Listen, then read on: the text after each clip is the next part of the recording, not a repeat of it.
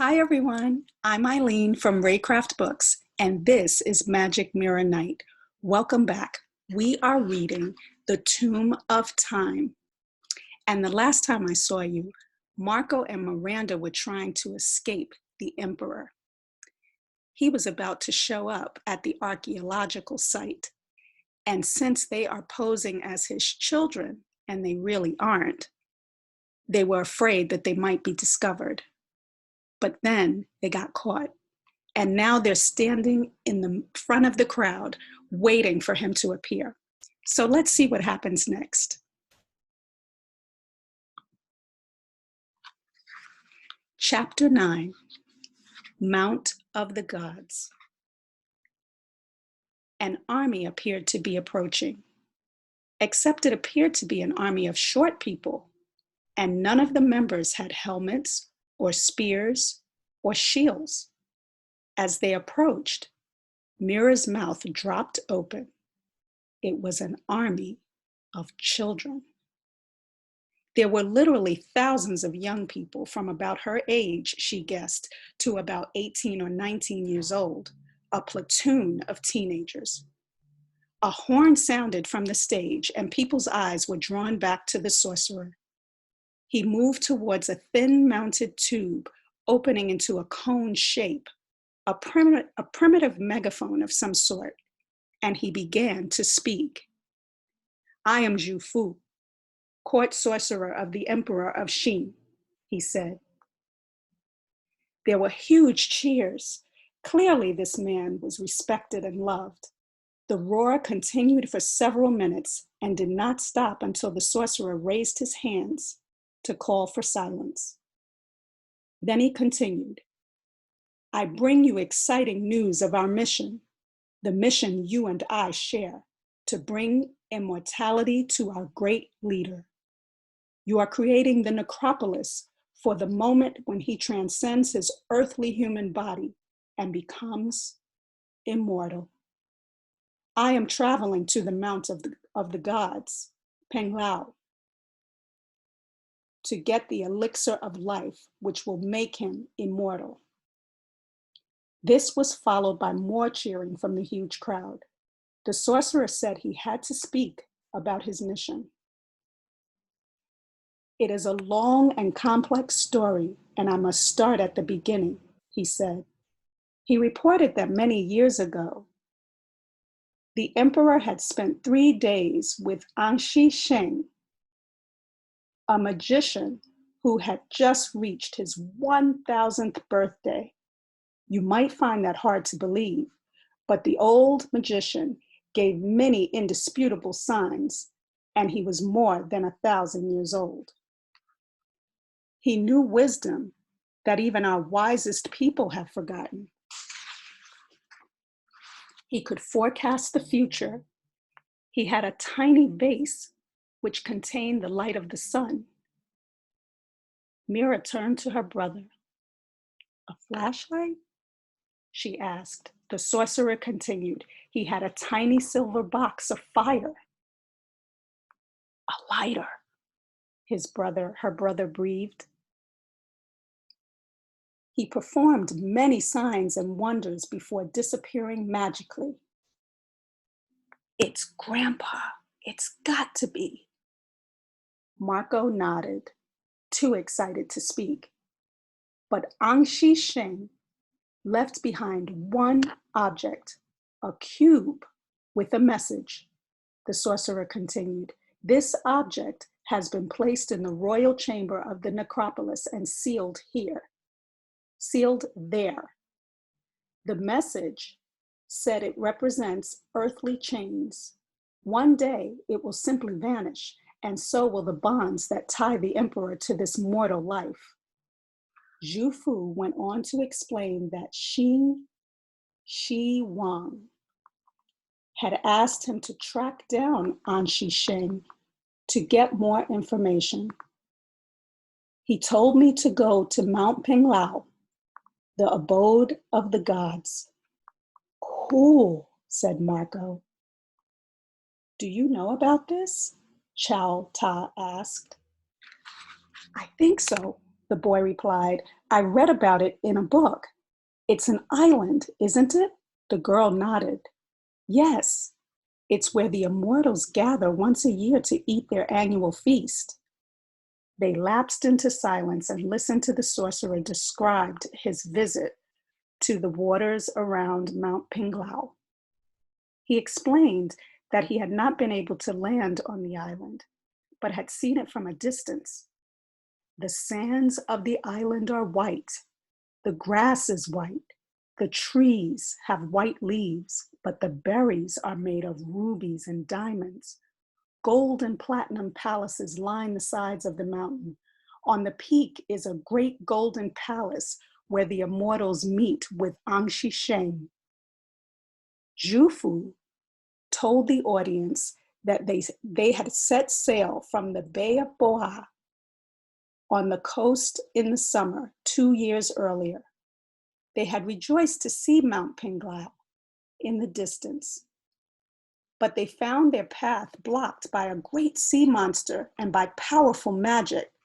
Rather than let the mission fail, Zhufu had returned home to build a greater army so that he could go back and fulfill the mission.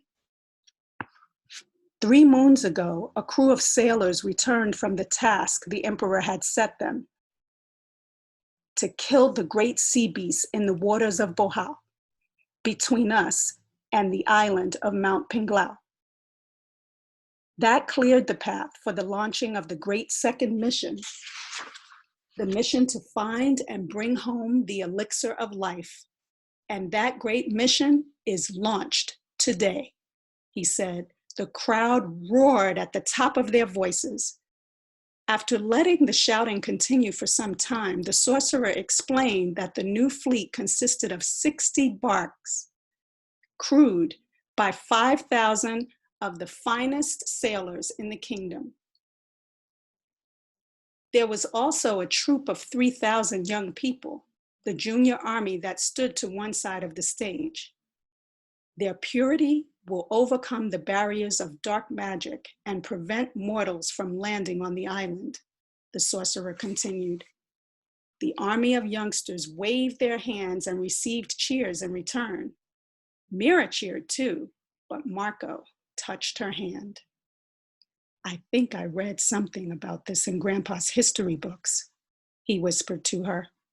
There were rumors about why he should need 3,000 young people.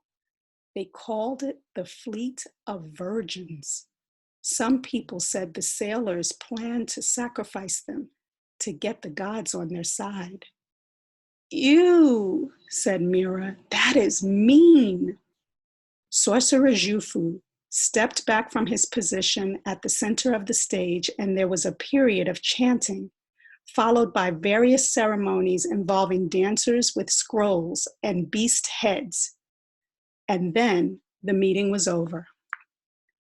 Did you hear what he said? Mira whispered to her brother. The thing that Anqi Sheng left is the necropolis in the royal chamber. That's where we need to go. That's what Grandpa wants us to get. I think it was stolen from him and we have to get it back. He shook his head. No, he said. The sorcerer said that when the cube vanishes, it will be a sign. I think that's our job, to make it vanish. As the crowd began to disperse, Mira turned to Xiao Ta. Can we see the royal chamber in the necropolis? Mira asked. It wasn't in our tour. The girl shook her head. Of course not, she said. It is closely guarded. No one can go in.